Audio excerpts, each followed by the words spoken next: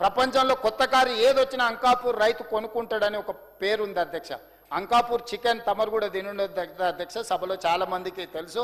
ఆ అంకాపూర్ నుంచి ఉన్న ఎమ్మెల్యే గారు సభలో రోజు మధ్యాహ్నం పూట అంకాపూర్ చికెన్తో లంచ్ పెడితే ఆ గ్రామం గొప్పతనం.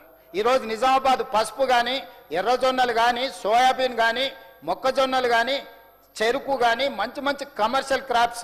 మీరు మెదక్ వెళ్ళండి, చెరుకు పంట ఎంత అద్భుతంగా పండిస్తారో. అదేవిధంగా వరంగల్ ఖమ్మం వెళ్ళండి, మీరు మిర్చి, అదేవిధంగా పత్తి.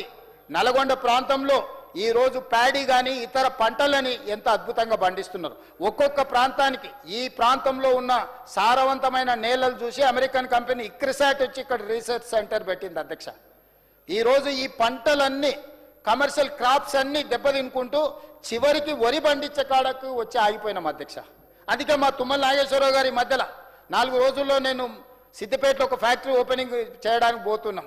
పామాయిల్ తీసుకొచ్చి కమర్షియల్ క్రాప్ తీసుకొస్తే రైతుకు అద్భుతమైన లాభాలు ఉంటాయని ఈరోజు తుమ్మల నాగేశ్వరరావు గారు నిరూపించారు. ఎప్పుడు కనిపించిన వారు ఆ పరిశ్రమలు, రాయితీలు, దాన్ని విస్తరించుకోవడానికి అవసరమైన ప్రణాళికలు వారు నాతో చర్చిస్తుంటారు. పెద్దలు ఉత్తమ్ కుమార్ రెడ్డి గారు గత 2 సంవత్సరాల నుంచి సివిల్ సప్లైస్ మినిస్టర్గానే కాకుండా ఈరోజు హయ్యెస్ట్ ప్యాడీ మనమే దేశంలో నెంబర్ 1 స్థానంలో ఉన్నాం అధ్యక్ష. ఒక్క సంవత్సరం 2,58,00,000 మెట్రిక్ టన్నులు వరి ఉత్పత్తి చేసి దేశంలోనే మొదటి స్థానం నిలబడ్డాం అధ్యక్ష. కానీ ఈరోజు కేంద్ర ప్రభుత్వం కొనుగోలును ఆపేసింది. ఆయన మాట్లాడేటైన వాళ్ళ వస్తాదు ఏం చెప్పిండంటే ఒరేసుకుంటే ఉరేసుకున్నట్టు అని చెప్పిండు అధ్యక్ష. చెప్పిన ఫామ్ హౌస్లో మాత్రం 150 ఎకరాలలో ఒరేసుకుండు. ఆయన వేసుకున్న వరికి ఒక ఆయన వచ్చి 4,200 క్వింటాల్కి ఇచ్చుకున్నాడు అధ్యక్ష. మనకు మాత్రము 2,000 కూడా ఇయ్యారంట. మరి వాళ్ళ వస్తాది పండించే పంట బంగారమో ఏమో నాకు తెలియదు కానీ 4,200 ఇచ్చి కొన్నారు అధ్యక్ష. నల్లధనాన్ని తెల్లధనం చేసుకోవడం అంటే గిదే అని నాకు తర్వాత తెలిసింది అధ్యక్ష. సరే, ఇప్పుడు వాటి అన్నిటికీ జోలికి వెళ్ళదలుచుకోలేదు. ఇంత మంచిది మనం చర్చ చేసుకుంటున్నప్పుడు, భవిష్యత్ ప్రణాళికలు వేసుకుంటున్నప్పుడు ఇక ఇట్లాంటివన్నీ అవసరమా అధ్యక్ష మనకు? అందుకే అవి వదిలేసి ఈరోజు దొడ్డు బియ్యంతో రేషన్ షాపులు ఇస్తే మిల్లర్స్ మాఫీగా మారి, లేకపోతే దళారులు మాఫియాగా మారి ఎవరు తినేది కాదు అధ్యక్ష. ఉచితంగా మన మార్కెట్లో ఇస్తే 10-11 రూపాయలు మళ్ళీ అదే కొనుక్కొని ఇట్లా చుట్టూతో గోల్ గోల్ తిప్పేది, సైక్లింగ్ చేసేది అధ్యక్ష. ఇవాళ మేము ఆలోచన చేసి పండించే రైతుకు గిట్టుబాటు ధరనే కాదు బోనస్ ఇవ్వాలి. ఈ కొనుగోలు చేసిన ప్యాడీ బొడ్లను సన్న బియ్యంగా మార్చి పేదల కడుపు నింపాలి అని చెప్పి ఈరోజు 500 రూపాయల బోనస్ ఇచ్చి ఈరోజు ఈ పంటలు పండిస్తున్నాం అధ్యక్ష. రేర్ ప్రాంతంలో ఈరోజు వ్యవసాయంలో సమూలమైన మార్పులు తీసుకొచ్చి 1,06,00,000 కుటుంబాలు 3,17,00,000 మందికి 6 కిలోల సన్న బియ్యం ఈరోజు ఉచితంగా ఇస్తున్నాం. మా పెద్దలు ఉత్తమ్ కుమార్ రెడ్డి గారికి నేను సూచన చేస్తున్నా, తమరి అనుమతితోనే ఒక పూట మధ్యాహ్న భోజనం సన్న బియ్యంతో ఏదైతే రేషన్ షాపులలో ఇస్తున్నాం, ఎమ్మెల్యేలకు, మంత్రులకు అందరికీ భోజనం పెట్టుండి అందరిని ఆహ్వానించి ఎంత మంచి సన్న బియ్యం ఇస్తున్నామో ఈ శాసనసభలో అందరికీ భోజనం పెట్టాల్సిందిగా అధికారుల నుంచి, అటెండర్ నుంచి అధికారుల వరకు, ప్రజాప్రతినిధుల నుంచి ఇక్కడికి వచ్చే విజిటర్స్ వరకు అందరికీ మంచి భోజనం ఒకరోజు ఉత్తమ్ కుమార్ రెడ్డి గారిని ఈరోజు సన్న బియ్యంతో నేను భోజనం పెట్టమని నేను అడుగుతున్నా అధ్యక్ష. ఎందుకంటే ఈ ప్రభుత్వం తీసుకొస్తున్న విధానాలు, వాటి ఫలితాలు వీళ్ళ కనువిప్పు కలిగించడానికని సభలో ప్రదర్శించాల్సిన అవసరం ఉంది అధ్యక్ష.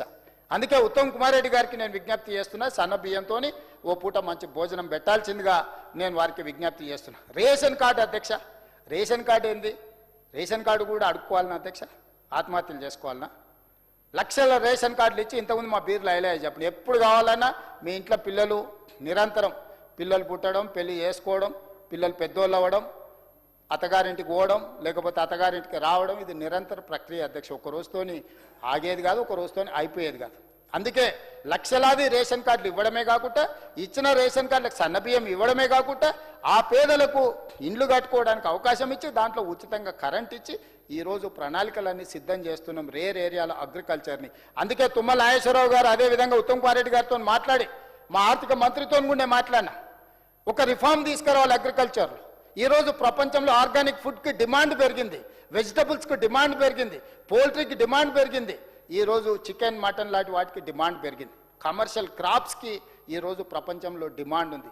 ఆర్గానిక్ ఫుడ్ పండిస్తే ప్రపంచ స్థాయిలో మార్కెటింగ్ ఉన్నది కాబట్టి కోల్డ్ స్టోరేజ్లు కట్టాలి, మార్కెట్ యార్డ్లు కట్టాలి. ఈరోజు ప్రపంచంలో నుంచి కొనుగోలు చేసే వాళ్ళు ఇక్కడికి రావడానికి అవసరమైన అన్ని ఏర్పాట్లు చేయండి అని చెప్పి రేర్లో ఈరోజు మనం పాలసీ తీసుకొని వచ్చినాం అధ్యక్ష. రైతును రాజును చెయ్యాలన్న మా ఆలోచన ఎందుకు వీళ్ళకి అర్థం కావడం లేదు. అర్థం చేసుకొని వాళ్ళ ఫామ్ హౌస్లలో వాళ్ళు అదేంది క్యాప్సికం పండిస్తే ఎకరా ₹1,00,00,000 వస్తుందని చెప్పారు అధ్యక్ష. ఆ విద్య మాకెందుకు నేర్పారు అధ్యక్ష? తెలంగాణ రైతులకు నేర్పితే ప్రతివాడు ఎకరా ₹1,00,00,000 సంపాదిస్తే చూస్తుంటేనే కోటీశ్వర్లు అయిపోతారు కదా అధ్యక్ష. మీరు మాత్రమే నేర్చుకొని మీరు మాత్రమే పెట్టుకుంటారా? క్యాప్సికం లోపల ఏమన్నా వజ్రాలు పుడుతున్నాయా, లేకపోతే బీఫామ్లు ఇస్తే క్యాప్సికం ఎవడన్నా కోటి కొనకపోతుండే అధ్యక్ష? ఏ విధంగా క్యాప్సికం పండిస్తే ₹1,00,00,000 ఎకరకు వస్తుంది అధ్యక్ష? వచ్చింది నిజమే అయితే ఈ తెలంగాణలో ఉండే 1,00,00,000 ఎకరాలను మొత్తం క్యాప్సికమే పండిస్తే తలాకో ఎకరా ₹1,00,00,000 వస్తే తెలంగాణ రైతులందరూ కోటీశ్వర్లు అయిపోతారు కదా అధ్యక్ష. ఈ విద్యను తెలంగాణ రైతాంగానికి మీరు బదిలీ చేయరా అధ్యక్ష? పాతకాలంలో గురువులు వాళ్ళకు వచ్చిన విద్య మీకు తెలుసు కదా అధ్యక్ష. ద్రోణాచార్యుడు విద్య నేర్పేటప్పుడు శిష్యులకు అందరికి పెట్టండు, ఆ పక్షి కన్నుకు గురిపెట్టుండని. గురిపెట్టినప్పుడు అందరికీ ఒక ఆయన కాకులు కనిపించిన, ఒక ఆయన చెట్టు కనిపించింది, ఇంకొక ఆయనకు ఆకాశం కనిపించింది, ఇట్లా రకరకాలు కనిపించినాయి. అర్జునుడికి మాత్రమే పక్షి కన్ను కనిపించింది అధ్యక్ష. ఈరోజు నాకు కూడా రైతును రాజును చెయ్యడానికే ఈ రూరల్ అగ్రికల్చర్ రీజన్ ఎకానమీని గుర్తించి ఈరోజు గవర్నర్తో మీకు చెప్పించినాం అధ్యక్ష. అయినా వాళ్ళ కడుపు మంట అధ్యక్ష, ఎసిడిటీ.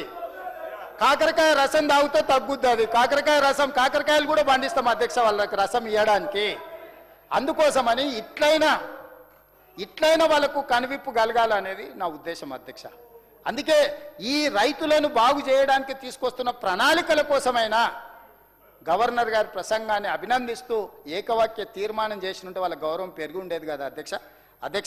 అందుకే ఈరోజు ప్యూర్ కానీ క్యూర్ కానీ లేకపోతే రేర్ కానీ ఇది ఒక పాలసీ డాక్యుమెంట్ అధ్యక్ష. 2034కు $1 ట్రిలియన్ ఎకానమీకి చేరాలన్నా, 2047కు $3 ట్రిలియన్ ఎకానమీకి చేరాలన్నా ఈరోజు ఏఐ తుఫాన్లో వైట్ కాలర్ జాబులని పోతున్నాయని ప్రపంచం అంతా కోడే కూస్తుంది అధ్యక్ష. మరి ఆ తుఫాన్ వచ్చినప్పుడు, ఆ ఉద్యోగాలు కోల్పోయినప్పుడు ప్రతి సంవత్సరం 1,10,000 మంది ఇంజనీరింగ్ గ్రాడ్యుయేట్లను తయారు చేస్తున్న తెలంగాణ రాష్ట్రం, ఇంతకుముందు మిత్రుడు విద్యా సంస్థల అధిపతి పేదల విద్య గురించి తన ఆవేదన వ్యక్తం చేసిండు. సంతోషం, మీ కన్సర్న్ ఉన్నందుకు, మీకు వ్యాపారం ఉన్నా కూడా పేదల విద్య పట్ల మీకు కన్సర్న్ ఉన్నందుకు అభినందిస్తున్నా. కానీ ప్రభుత్వం తీసుకొస్తున్న రిఫార్మ్స్ 1956 మొదలుపెట్టిన ఐటీఐ ఆనాడు ఏదైతే అవసరం ఉందో ఫిట్టరు, ఎలక్ట్రీషియన్, పంబరు ఇట్లాంటి డీజిల్ మెకానిక్ ఆ రోజు కోర్సులు పెట్టారు. ఈరోజు 70 సంవత్సరాల తర్వాత కూడా అవే నేర్పించాలని చూస్తారు. ఒక ఉదాహరణ చెప్తా అధ్యక్ష, డీజిల్ మెకానిక్ నేర్పిస్తారు. దేంట్లో నేర్పిస్తారు అధ్యక్ష? అంబాసిడర్ కార్ మీద డీజిల్ మెకానిక్ నేర్పిస్తారు. ఇప్పుడు అంబాసిడర్ కార్ రిపేర్ చేయాలంటే ఏడుంది అధ్యక్ష? పోతే ఫామ్ హౌస్ కావాలి, ఒకటి ఉండొచ్చు. ఆ ఒకటి కూడా ఉందో రాళ్ళ మీద నిలబెట్టిరో నాకు తెలియదు. మరి ఇక బయట ఆడ అంబాసిడర్ కారు రిపేర్ నేర్పితే వాడు బయటకు వచ్చినాక ఉద్యోగం ఎక్కడ దొరుకుతుంది అధ్యక్ష? అందుకే ఈరోజు ఆ ఐటీఐలను ఏటీసీలుగా మార్చి అడ్వాన్స్డ్ టెక్నాలజీ సెంటర్స్గా ప్రతి నియోజకవర్గానికి ఒకటి ఇవ్వాలి. 100 నియోజకవర్గాలలో 100 కట్టాలని మేమే కాకుండా టాటా, మీకు తెలుసు ఎంత గొప్ప సంస్థను, వాళ్ళతోని జాయింట్ అగ్రిమెంట్ చేసి ఒప్పందం చేసుకొని 2,400 కోట్ల రూపాయలతోని ఈరోజు ప్రణాళికలు రచిస్తే 14% తెలంగాణ రాష్ట్ర ప్రభుత్వం పెడితే కార్పొరేట్ సోషల్ రెస్పాన్సిబిలిటీ ఫండ్స్ కింద 2,100 కోట్ల రూపాయలు టాటా సంస్థ పెట్టి 100 ఇన్స్టిట్యూషన్లో 65 ప్రారంభించిన అధ్యక్ష. ఇలా వేలాది మంది పిల్లలు అక్కడికి వెళ్ళి నేర్చుకుంటున్నారు. ప్రపంచంతో పోటీ పడే నూతన టెక్నాలజీని ఈరోజు రోబోస్తో సహా అక్కడ వాళ్ళకు నేర్పుతున్నారు అధ్యక్ష. అందుకే వచ్చే అకాడమిక్ ఇయర్ నుంచి ఈ ఏటీసీలో చేరే ప్రతి విద్యార్థికి 2,000 రూపాయలు వాళ్లకు స్కాలర్షిప్ ఇస్తా అని చెప్పి మా ప్రభుత్వం నిర్ణయం తీసుకున్నారు అధ్యక్ష. దీన్నైనా అభినందించారు అధ్యక్ష. వాళ్ళ రాజకీయాలకు అతీతంగా వాళ్ళ నియోజకవర్గాలకు కూడా ఇస్తామని చెప్పినాం, ఇచ్చినట్టున్నాం. లెక్క చూస్తే ఒకసారి వివరాలు చూస్తే నాకు తెలుస్తుంది అధ్యక్ష. 100 ఏటీసీలు అడ్వాన్స్డ్ టెక్నాలజీ సెంటర్స్ కింద మార్చి ఈరోజు వైట్ కాలర్ జాబులు పోతే బ్లూ కాలర్ జాబులు క్రియేట్ చేయాలా. ఈ బ్లూ కాలర్ జాబులే రేపు రాబోయే ఏఐ సునామీని తట్టుకొని నిలబడుతుందని చెప్పి మన యువతను సన్నద్ధం చేయడానికి ఈరోజు ప్రయత్నం చేస్తున్నాం. మన రాష్ట్రంలో ఉన్న పాలిటెక్నిక్ అన్నిటిని కూడా అప్గ్రేడ్ చేసి ఈరోజు అక్కడ కూడా సాంకేతిక నైపుణ్యం నేర్పించి బ్లూ కాలర్ జాబ్లకు ఏ రకంగా ఎంపవర్ చేయాలనో టాటాతోని 2వ ఒప్పందం చేసుకున్నాం అధ్యక్ష.